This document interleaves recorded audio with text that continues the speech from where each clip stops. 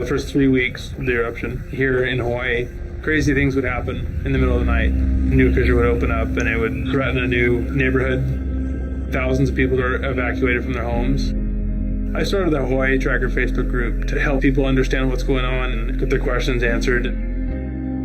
Hey, how's it going? We're live. This is Fissure 20. We had hundreds of people all throughout the neighborhoods sending in videos, articles, and images. We spend a lot of time making sure the accurate information gets out. This is live. There's still lava moving. They weren't just sharing a story, they were helping their neighbor. If a family member was being evacuated, the group would just jump in and help out. So it was huge. They were watching out for each other. Hello everybody, thank you for coming. Thank you for the support from everybody.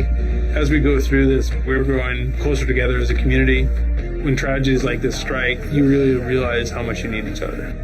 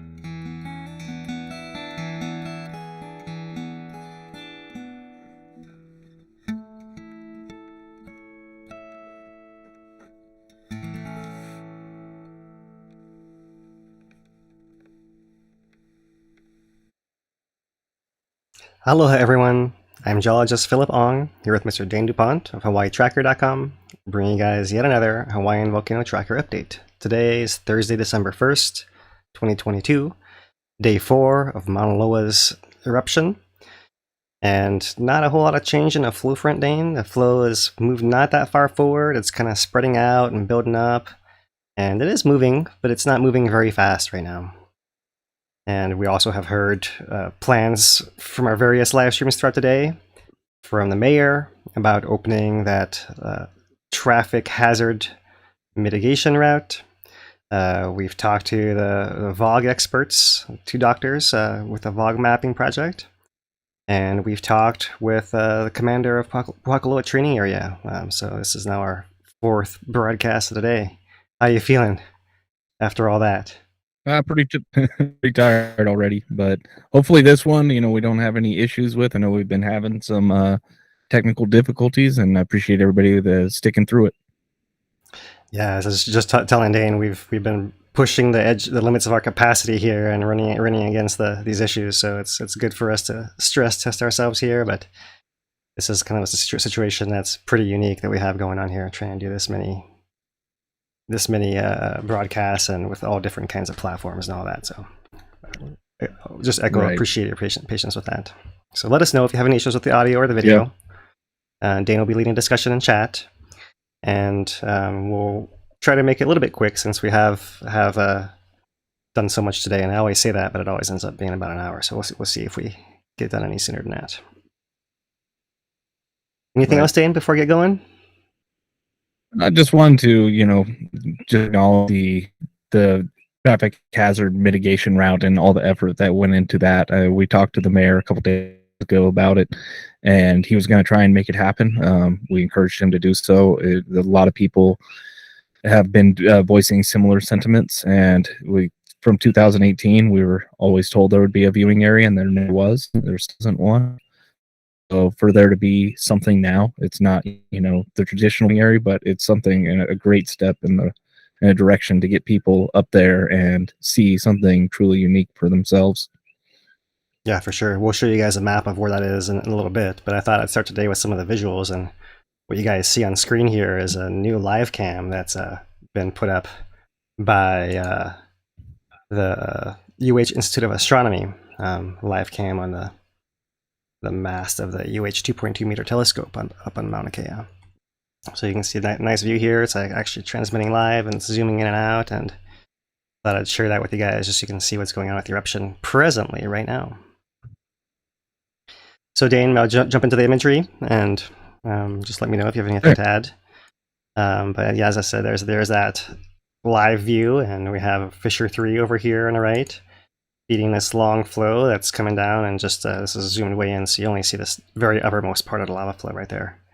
When it does zoom out, maybe what I'll do is I will try to rewind it a bit here and show you guys some of these other views there. There's a more zoomed out view showing that Fissure 3 and a flow all the way down a mountain. You can see that flow front down here at the bottom, right at in the flat area. And you can see that this bottom part is fairly crusted over. That's that flow front. It's different than this channel system that you see upslope from there. So the channels are feeding in there, and that flow, as it collects all that lava, but it's not moving forward very much, it's kind of spreading out and building upwards, and that's a typical pattern of lava flows. And so we'll see what it does when it finds those low spots and starts surging forward here or there wherever it can. But for now, it's just creeping along, and the measurement for today was 0.025 miles an hour, about 40 meters or 40 yards an hour or so. That's about the same as the slow rate from yesterday, but it's still doing that and spreading out in that area. So let me move on here to show you guys this USGS clip that was released today from the flight yesterday. And this is looking from the upslope area at that Fissure 3 right over here, feeding these long flows that are going down a mountain. This is a long one right over here. You can see that it's also feeding this other flow that comes around Fissure 4, which is right there. And actually it seems to be feeding all the way around Fissure 4 and feeding that flow that the secondary flow that we actually see as well. Fissure 4, it's right here. It looks like it's actually feeding towards the Fissure 3 river and merging with it or amalgamating or something along those lines. And it's not quite clear here. I'm going to pause this just for a second here. It's not quite clear, but zoom it in to this far right end. It's not quite clear what's happening right in here. It seems like this flow is coming in and maybe spreading out. It's not clear if it's going into a crack or what, but it seems like it's re-emerging over here, and it might be bubbling a little bit. I'm not quite sure. It's not been declared another fissure, so it's probably some kind of cracked lava is flowing in there, but there's a little bit of mystery what's happening here in a minor sense, just a little curiosity of what's happening there. Let me play it again, and maybe you can see this gas coming from that area and that actual bubbling. So it does look kind of like a tiny little fissure right over there. So we'll look forward to hearing more about that. In any case, it's not producing, doesn't look like it's producing as much lava as Fissure 3, but it is feeding that flow that's also visible. So that's what it looks like now. As far as how far the flow has advanced, I thought I'd play you guys this clip taken from the MK2 camera overnight. And let me make sure this is looping. It's not looping. Let's make sure it loops. So there's looking upslope, Fissure 3 and Fissure 4. Seems like it's right here. And that other little spot, it's somewhere in here. It's not quite clear exactly, right? So that's the big picture of it. And I have, like I said, I have it looping. So let's focus on some different areas to start. There is the actual flow front. You can see in the daytime it's putting out some, looks like smoke. There might be some vegetation down in there, or it might be some gases coming from the flow itself. Well, there you can see it overnight kind of spreading sideways. It is going forward as well, but it's more pancaking out than it is actually going forward at that point. And that's because the ground is getting flatter here, and we've mentioned before there's crystals growing in the flow. So the further away from the vent you get with those crystals, the crystals actually create friction within the flow, and it helps slow it down as well. There can be less gas coming out and mixing with the flow. There's all those factors that can contribute. In any case, what we see there is that the flow is slowing down and spreading out there. And that's what that looks like right there. If we look at this upslope section of the channels, it's interesting to see this channel is feeding through. You see a little bit of a transition zone right in here, and you actually see some of the lava from the upper channels seems to override the cooler parts of the channel as it comes down. So it's almost flowing over itself and reestablishing its channels. It's possible that there could start to be some clogs in the channel, and you can have new strands breaking out of this main pathway, and that's the kind of something that you would expect to see after as you approach that first end of the first week of eruption there. I think in 1984 it took maybe 4 or 5 days, somewhere in that range, for the flows to start to jump in their banks and spreading out further. And so that's something that is on the horizon here for us to look for. You see some of these other flows from the upper area coming down as well. There's one right in there. And the one off on this side is flowing slightly more to the northeast, but it's not taking a whole lot of lava, and it's not advancing nearly as fast as the other one. But you can see it is making some progress here. And in fact, you probably could say that this flow has gained more, has advanced further than the one over here, and that's just due to the nature that it's on a steeper ground still. That gives you a little bit of idea of what's happening there at the vent. And of course, lots of gas still coming out. That's something we'll discuss a little later, but that's a continual feature of most of this imagery, as you see this gas cloud coming out. Sometimes in the light it looks a little bit darker, sometimes a little lighter. It could have more tephra in it, bits of volcanic glass that could make it look darker as well. So something we're also trying to keep an eye on and look for any patterns. So that's the MK2 camera. Let me play this one on a loop here. This is the M5 camera, and mahalo Dane for putting this together from the USGS webcams. And I thought we'd play this on a loop here, going back to when it was put in a couple days ago, because you can really, if I zoom it in right there, really see how the spatter wall, this is kind of a long feature. It's kind of like an elongated spatter cone perhaps, or maybe you might call them spatter ramparts. It's hard to tell without getting closer for me, but some kind of feature along those lines. You really see how it's grown over the last couple of days, growing higher and higher and higher. So the lava fountains have actually been, seems like, similar height the entire time. And the last report that I could find in the USGS updates was that it was shooting up in the range of somewhere like 110, 150 feet, somewhere in there. But you see that the bottom half of the fountain is now getting obscured by this cone. So you are seeing the fountains still reaching the same elevation, same height, but you're not seeing as much of them anymore because the bottom part of the fountain is now hidden inside the cone, similar to what happened with Ahu'aila'au Fissure 8 in Leilani Dane. So that's the M5 camera, just something a little different to throw in here today, and we'll keep it moving right along. I want to show you guys this image from the USGS that's showing that front of the lava flow, and you really can see how it's really spreading out. It looks like a big triangle, right? Like a big fan there. So that's a good illustration of how that process is occurring there.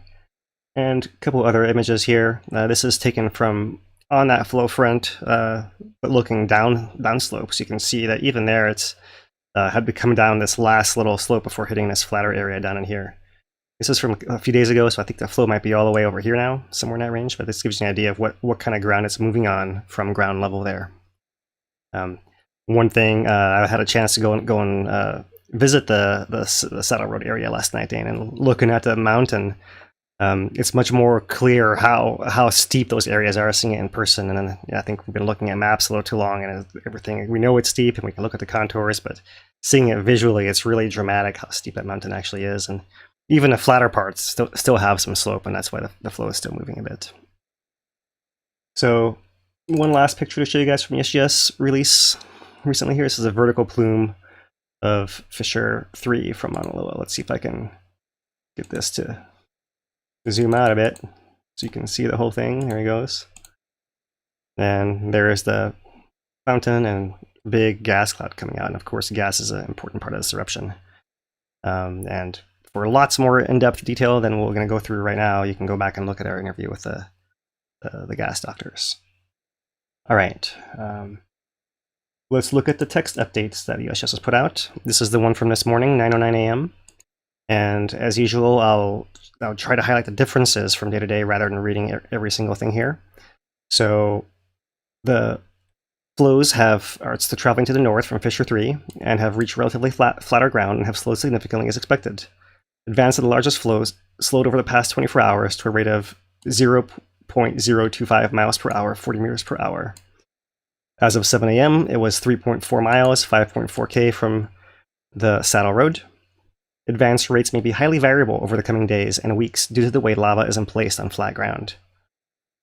At the rate observed in the past 24 hours, the earliest lava flow might be expected to reach the Saddle Road is 1 week. However, there are many variables at play, and both the direction and timing of flow advance are fluid and expected to change over periods of hours to days. So that's the gist of it there. Fissure 4 is still putting out lava, flowing to the northeast at 0.04 miles an hour, 60 meters per hour. And that flow has now crossed the Maunaloa Weather Observatory Road overnight as well. Small lobe is moving east at a slower rate, and gas is still coming up. There's still tremor indicating magma is being supplied, and activity is likely to continue as long as we see the signal. We'll come back to this here in a second. But first, let's look at the update from... Oh, was that the same one? That's the same one. Okay, so let's just find the one that's more recent. Let's go back here to the HAN system and go to HVO and go to the status report. Here we go, 5 p.m. And once again, I'll highlight the differences here. We have the same advance rate. As of 1 p.m. today, the flow front is about 3.2 miles from the Saddle Road. And same highly variable rates. Same 1 week at earliest to reach the Saddle Road. Same many variables at play and expected to change. And otherwise, they do note Pele's hair is falling into the Humu'ula Saddle area. We actually have a report on Facebook of a resident in Kalikakua, Captain Cook, noting some Pele's hair all the way over there. So it's maybe a wider area than just in the saddle, but that's the clearest area, easiest to detect, of course. Once again, our seismic monitoring detects tremor, high rates of earthquakes, and location of the currently active fissures. This indicates that magma is still being supplied and activity is likely to continue as long as we see this signal. Otherwise, stone and lava and a summit and southwest rift and basically all that is over with. We're just looking at northeast rift for the rest of this eruption. And because there's so much space between there and Hilo for it to go and fan out and spread out and even advance and split and all that, there's no risk to property or people at this time, right? The flow could actually turn a little bit into that Kona side as well, but same deal. It's pretty flat and there's lots of space to go, and certainly the impact on the road would be significant. And of course, there's other infrastructure in that area by Pohakuloa Training Area.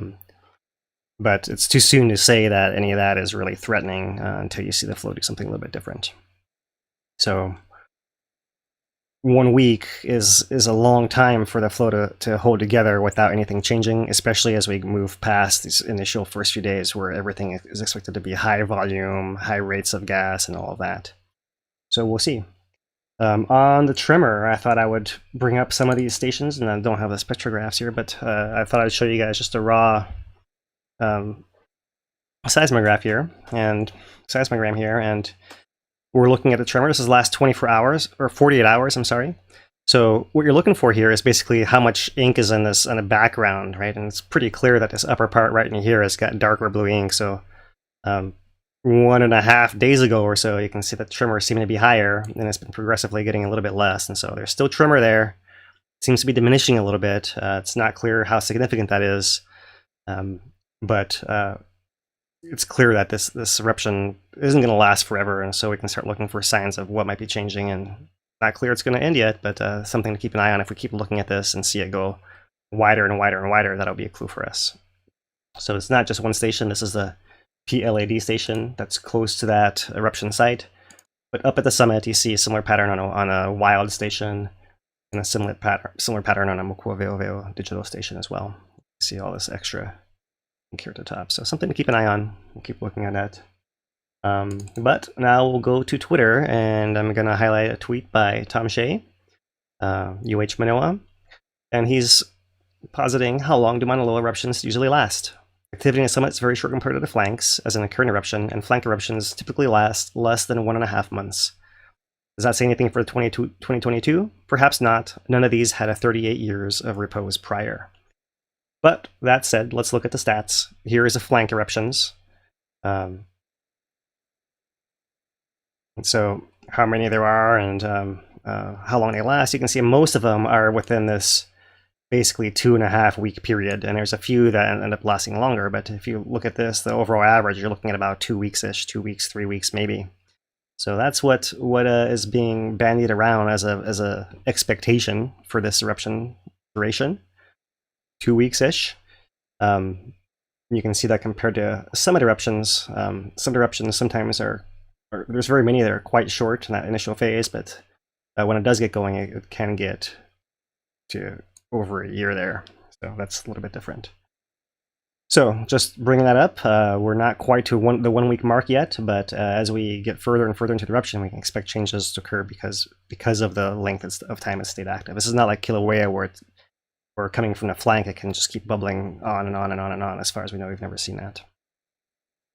So moving on, let's look at the map. This is the map issued by Civil Defense today at 4 p.m. December 1st. It does say Friday, just ignore that. Today's still Thursday, last I checked. I'm tired, but not that tired. Here is the map of the flow front right there, just across that PTA boundary. It hasn't moved very far, more than 3 miles, and still near the 7,000 foot elevation.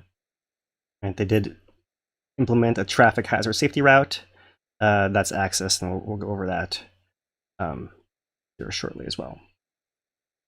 But before we get to that, let's look at the other map imagery that we have. We have tweets from Timothy E. Wright at Wright Hydromet, and he is once again compiling Sentinel-2 false color images. And so this is a pass that's now catching nothing on the east. Here's our blank no data collection, but everything to the west we're now catching, which includes the tip of this flow right there.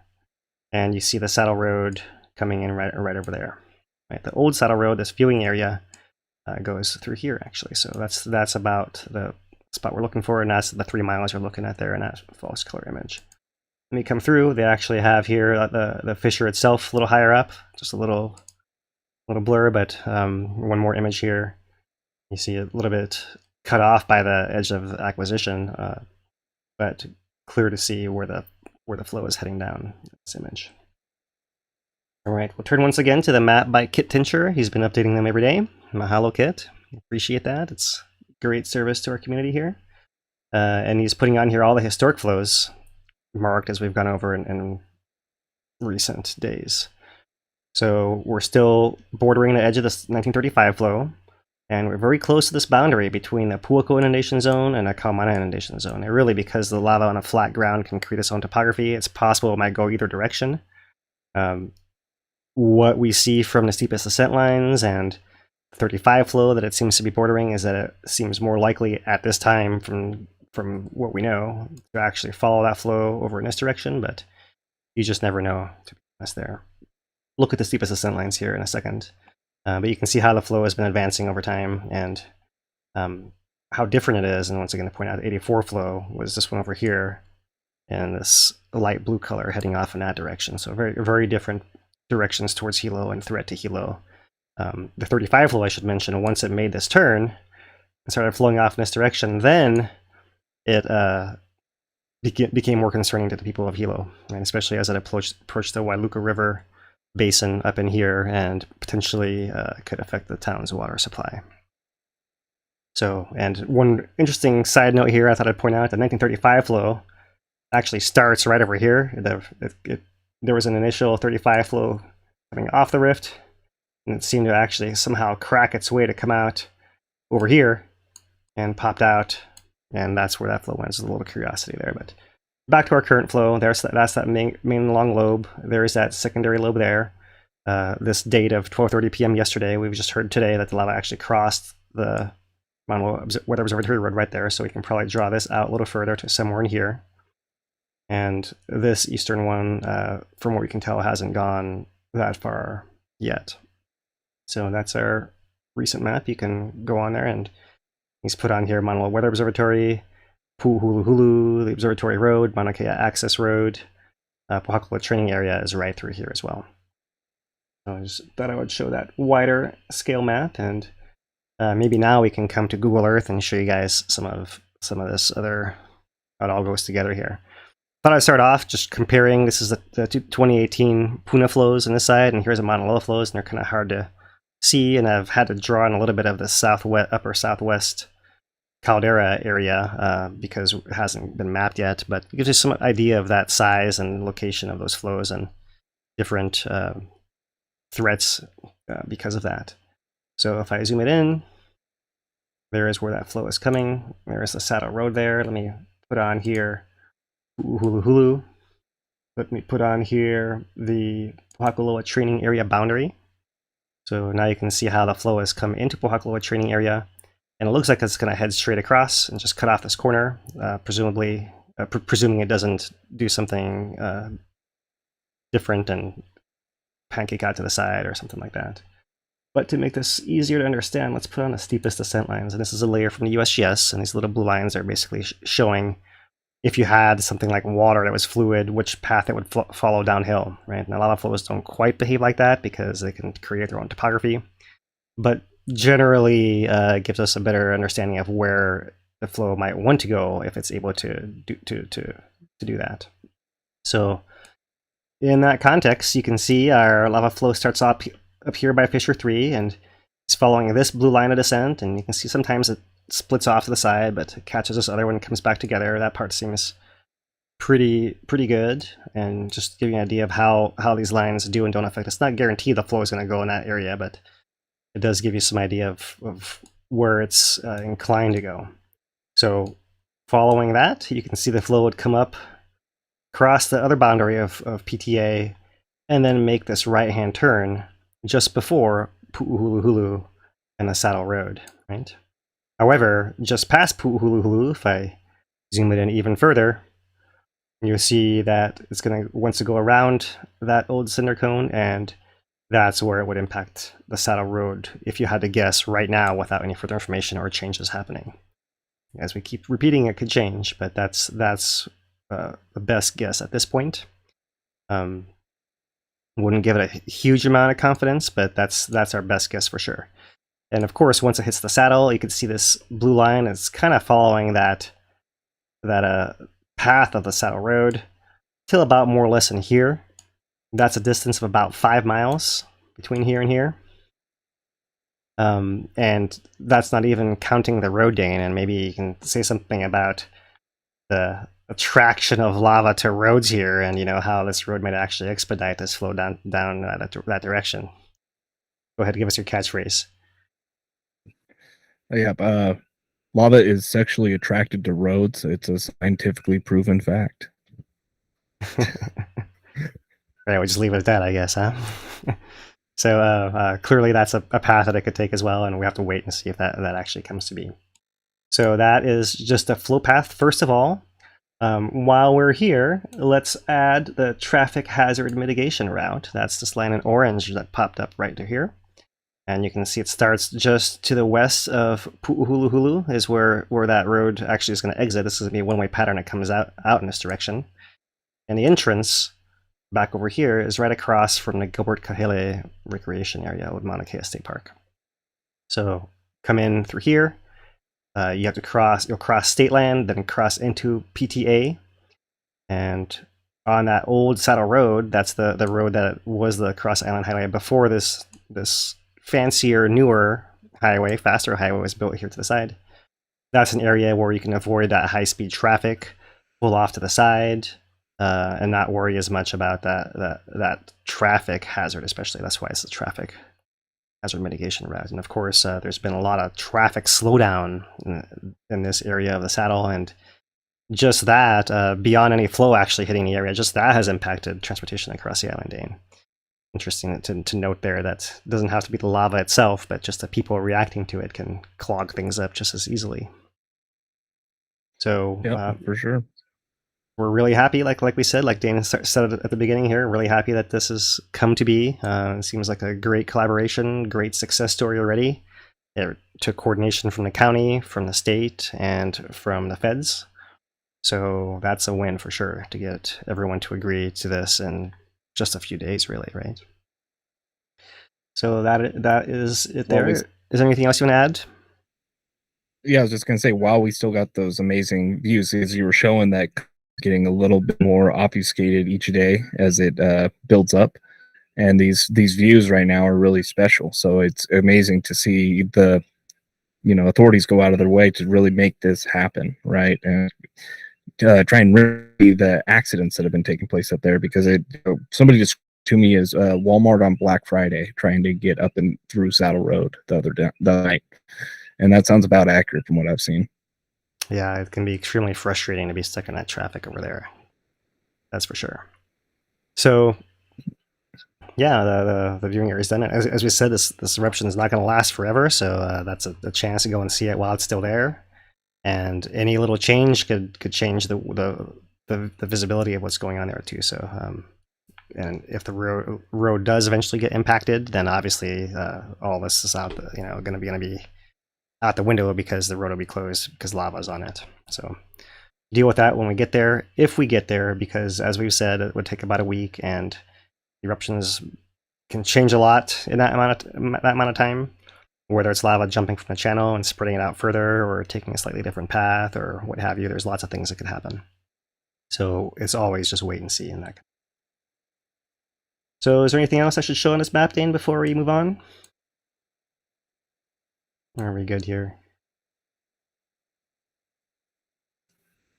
You already this lines of steepest descent and the 1935 flow in there.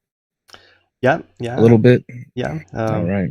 You can see it. Double checking. Easily. I'm all over the place. Yeah, I pointed out a little earlier, but yeah. All right. Yeah. No, I think that's about it. Awesome. Thanks. Maybe you can see it visually here. A different color lava flow, a little different view of it, but this is the same story as we just said. So, all right, let's keep it moving and wrap up here. Let's look at the earthquakes. There's earthquakes for the last day. I'm still getting some in the summit region here. I'm getting fewer ones in the flank.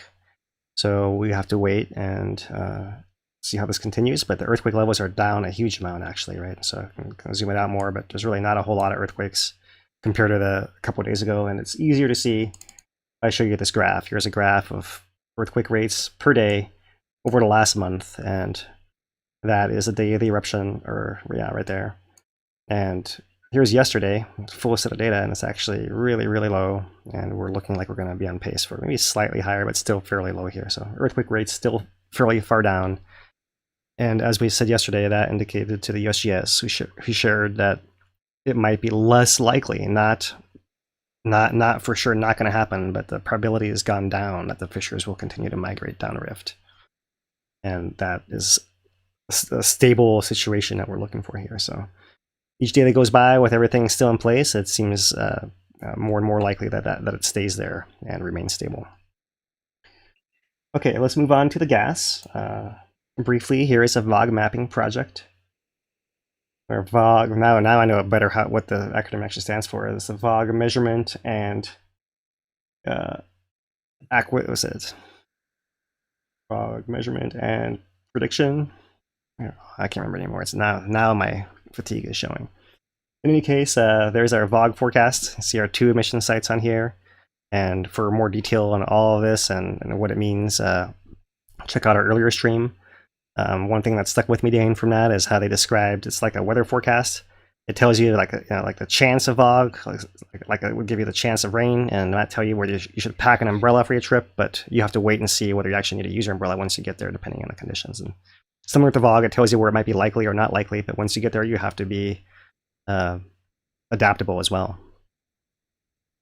And prepare for it to be really cold up there, like really cold up there if you're going at night, which is the best time to view, but it is deathly cold up there. Dress warm, take blankets, all that fun stuff. There's still sit in the car with the heater on, right? There's still patches of snow in the mountain, yeah, just to drive that point home. So yeah, definitely right. Be prepared for that. So the VOG as you can see, blowing across a lot of the island and some of the other islands as well. And that's been interesting because the forecast hasn't quite matched up with the detections that you see from Department of Health. So that's something we covered in our interview earlier. But just to check in on that, let's try to load this map again and see if it gives us any signals. And the DOH map is nice because it's combining both SO2 and particulate data at PM 2.5. And we will check purple air after this as well, but they only are reporting on the particulate matter 2.5. And we also learned that purple air is doing 10-minute intervals, and some of these other sites might have 1-hour intervals. And so everything looks green everywhere we look still. So that goes to show that it's just a forecast, and they're interested in doing a comparison of their actual forecast with the conditions experienced on the ground. So if you are living on an island of Hawaii and you're looking at this and you're saying, that's not right, I can smell fog, I can taste it, or whatever it is, highly encourage you to fill out the survey, Dane, that Dane and Evgenia put together there. You want to speak on that for a second, Dane? Yeah, I will drop the link in the chat right now while I am trying to get everything going.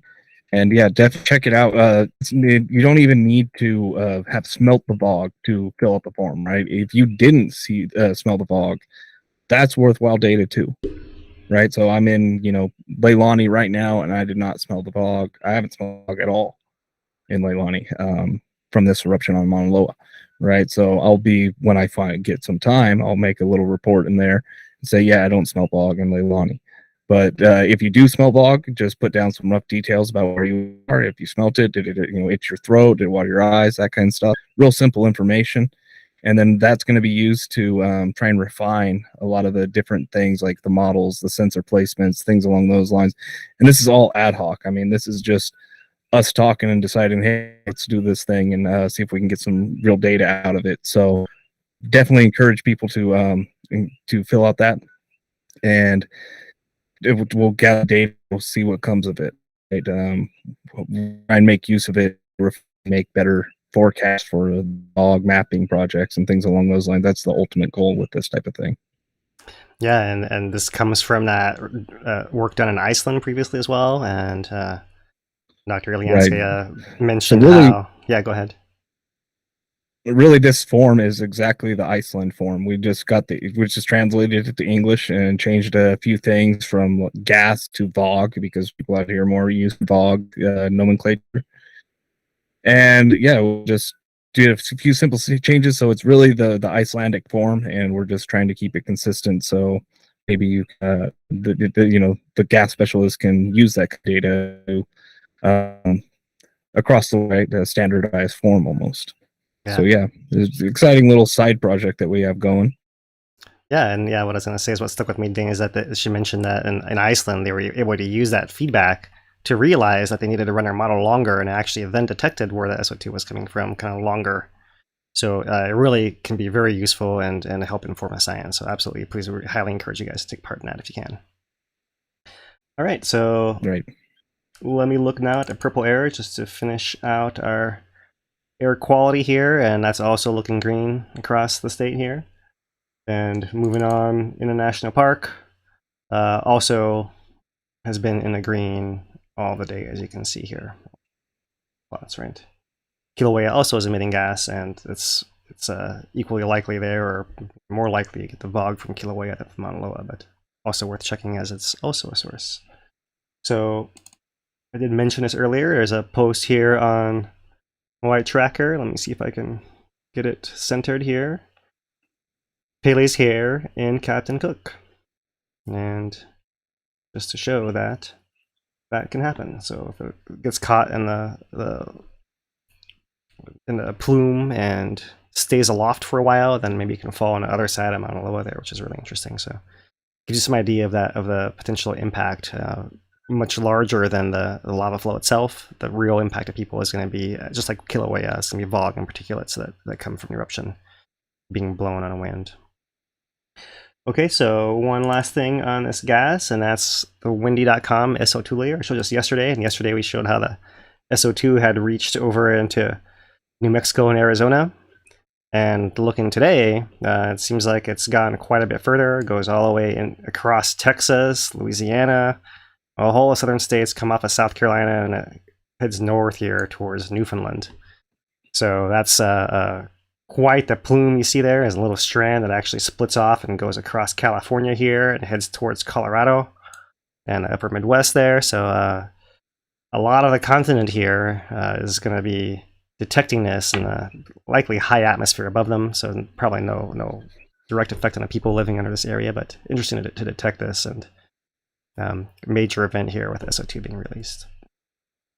So let's wrap it up here just by checking on our webcams. Let me reload this so it gives us this nighttime view. Perhaps, there it is. So coming to the top, there's our M5 cam at the Fisher, and look at all that gas coming out there.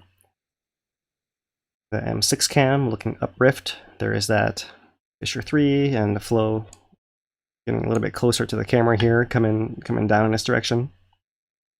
The M4 camera looking downrift is not seeing much of anything. And that is basically, let's go down here to the MK2 camera. There it is as it currently looks. The lava is still all the way down to here. It's just obscured by some fume, it looks like, and maybe some crust as well, but there it is, pretty similar to as it's looked in the last couple of days. And the panned out view on the MK camera, the original that was not zoomed in, there as well. So everything else, it's dark in Mokuoveoville and the summit. The thermal is still showing heat of that recent pad of lava that came out, but it's just been cooling, and you can see the maximum temperature now on the graph is about 100 degrees Celsius. So fascinating to see that, how it's cooling there. So that's enough webcams, I believe, here now. And that is really it, Dane. Didn't want to put too much in today. I did promise at some point to talk about the 35 flow a little more, but what I found is that most of what you see is about the bombing efforts in 1935 and not as much about the progress of the flow. So I got to go and dig into Jagger's old texts directly, and it's just taking a little longer than I expected, and there's been a lot going on, as you know. So it's still on the table. We'll come back to that still as time allows. And yeah, we should take some questions and get out of here. Just one little note. We did so Phil's right. The 1935 was the first bombing attempt on Maunaloa. The second one was in 1942. We did ask the base commander, Lieutenant Colonel Corin, today about potential intervention with the lava flow, and they have no intentions of doing anything with it. Just to make that clear, I do have a couple questions. I do want to acknowledge a couple super chats, but first, again, our sponsor, iCare Hawaii, for sponsoring our Maunaloa content and this Thursday live stream as well. We appreciate them. They do the same laser, same glasses. They do LASIK. They do everything that you would need for care take for your eyes. They have offices in Hilo, Pahoa, Ka'u, so all around the island. We definitely appreciate iCare Hawaii for coming through and ensuring that we have the support for this type of content. Hey, if you want to go see the eruption, you got to be able to see it. So check these guys out. That's why I haven't gone. I haven't gone to get my glasses yet, so I can't really see the thing. It's been a video. Do have a couple super chats I acknowledge as well. Lisa Lynch came in, said with a $20 super chat, said, "Hi guys, great work as usual. Appreciate that, Lisa." And we had a $10 super chat from Keith Edwards, Professor Edwards. Just to let you know, I appreciate your efforts. I appreciate you, Professor Edwards. That was my computer science professor there. All right, so question time. Can we say one more mahalo to the County of Hawaii? Oh, right. You want to do that one? Well, mahalo County of Hawaii for supporting us with the Vai grant program here. Yeah, we really appreciate that, and all the collaboration we've got beyond that with the county departments, and it's a much different story that we really appreciate working collaboratively. It's a brush of right there compared to 2018, really. So mahalo. Right. And we'll lead off with a question from iCare Hawaii. Reghav asks, since Maunaloa hasn't erupted for 40 years, does that mean it has more lava in there?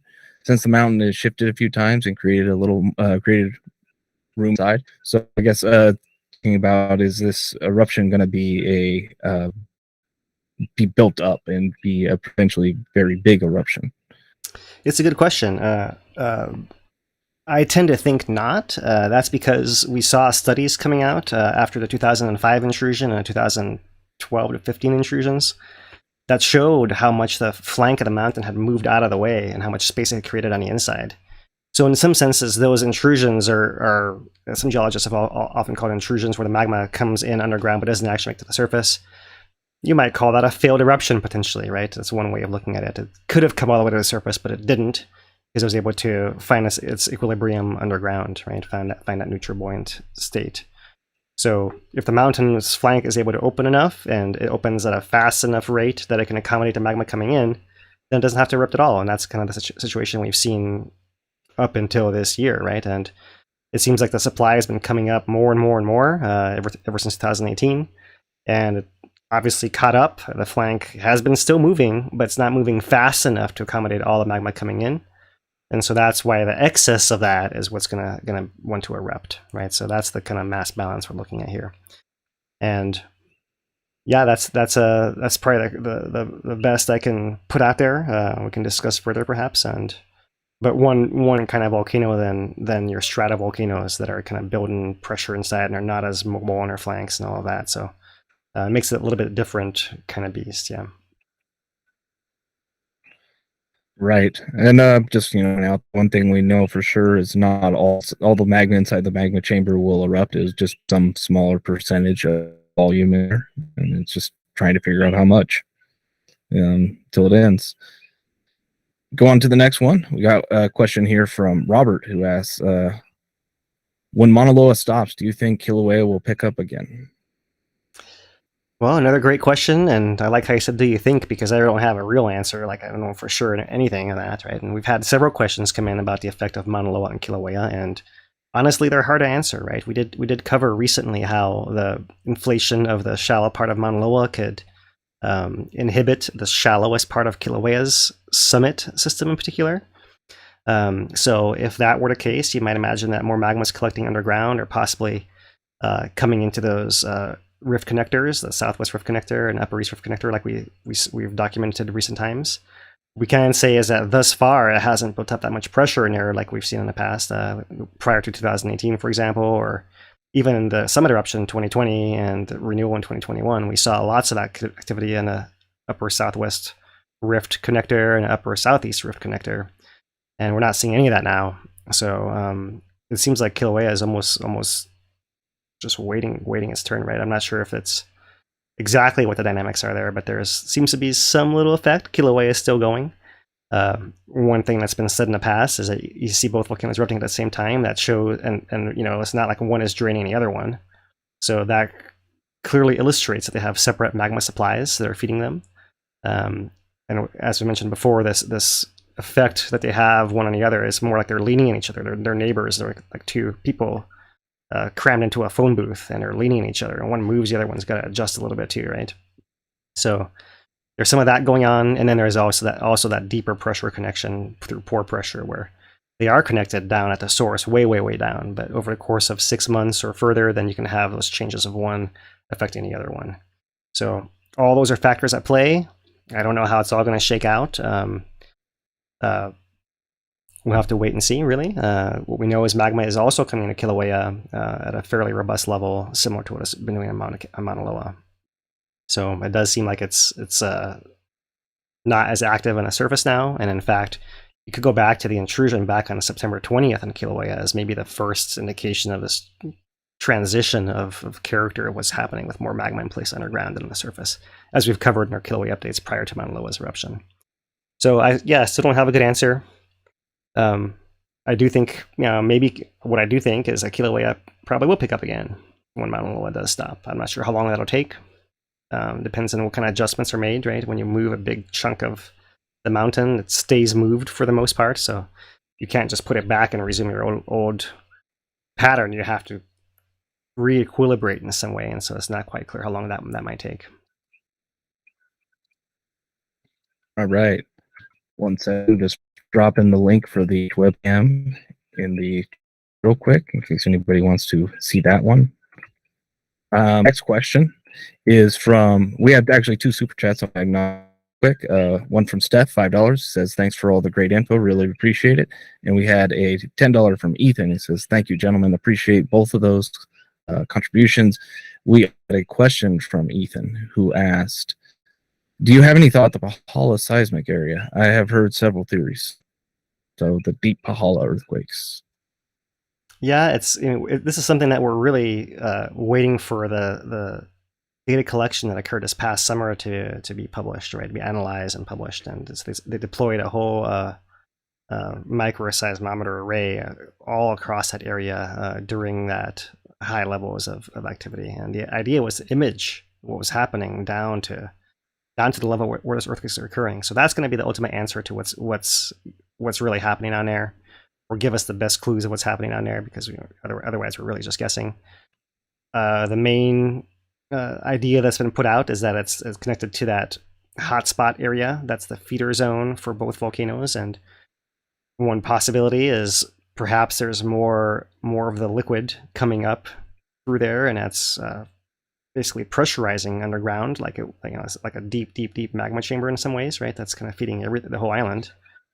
That's one possibility. We did hear Dr. Han mention that it could be an effect of the actual the whole mantle of the Earth is circulating. That's what carries the tectonic plates across, and maybe that movement of the mantle is actually interacting with the hotspot somehow, or with the base of the crusts of the island there somehow, and that's another possibility as well. And so something's going on, but we do know that's the area of the hotspot, so it seems like that's got to have something to do with it, directly or indirectly, one way or the other. That's those are the thoughts that come to mind, and I really would like to see that seismic survey data we might have a much better picture of what's happening down there. Yeah, for sure. We'll be awaiting that one. Hawaiian Homestead asks, where's the best place to look at prevailing winds and track SO for that area? Well, that's a great question. I don't have a great answer for that, right? I mean, I look at several sites. I think one of the easier ones to use is Windy, just because it's telling you the wind direction, but it's not going to tell you SO2 on the ground. Tracking SO2 for the ground, I think that VMAP page is the ideal for the forecast, but it's not going to tell you what's happening on the ground directly. There is that DOH State of Hawaii page that I showed, but there are limited amounts of sensors across the area. So if it's not near your neighborhood or where you're planning to go, then it's not going to be as useful to you. So that's a little bit tricky there. So I suggest using the if you're going to use one thing, then the VMAP page, right? And do you have a link for that, Dane, or should I pull one up here? That's the best one. I do not have VMAP. Yeah, let me get that for you while you find the next question. Then. Yeah. All right. Next question is Mokeman, and he asks, close enough. Sorry about that. Question: considering the high elevation of the plume, I'm wondering if acid rain might be more likely despite lack of fog at ground level. Another meteorology question. I'm not a meteorologist, but I'll give it my best shot. I don't know. I mean, a lot of the rain we get here in the volcano area is coming from the trade winds, and that's coming. The clouds are like at 5,000 or 6,000 feet elevation, right? So this vent's at 10,000 feet elevation, and most of the gas is being released higher than that. So, like where I am, I wouldn't think that would be the case. But lots of the places on the island have different topography, and I suppose that is a possibility if you have one of these, especially weather systems that has the nucleation way up high and is coming through that area. Maybe it also could be blown closer to the ground and interact with the moisture that way. So a little out of my element on that one. That's my best discussion points there. Right, that would have been a good question in the earlier stream with the gas doctors. Yeah, we'll try to follow up. Yeah. All right. So next question is from Uncle Creep US. What kind of crystals are there in the lava flows, and will there be any peridot or other stones? So you're talking about mostly olivine. There are some other kinds of crystals in there, but you're going to have a hard time probably identifying with them, right? So, but olivine, if it's big enough and of gem quality, then that's peridot. So yes, that's what you'd expect. But when we talk about the crystals that are slowing down a flow, for the most part, we're talking about microcrystals, right? That's not something you'd see if you picked up a piece of the lava and looked at it with your eye. You'd have to look at it under a microscope. But even that's enough to slow the flow down. Typically, the bigger crystals are something that have been stored for longer or carried from deeper out of the rift zone or the summit area, and so you have those embedded as well. But really, when we're talking about the crystals that are leading to the flow to slow down, that's the microcrystals, in fact. Next question. I've been seeing this several places for the last couple of days. Has there been any additional activity at Loihi? Has it erupted? No. USGS put out an update just today. Okay. Covers Loihi. The answer is a solid no.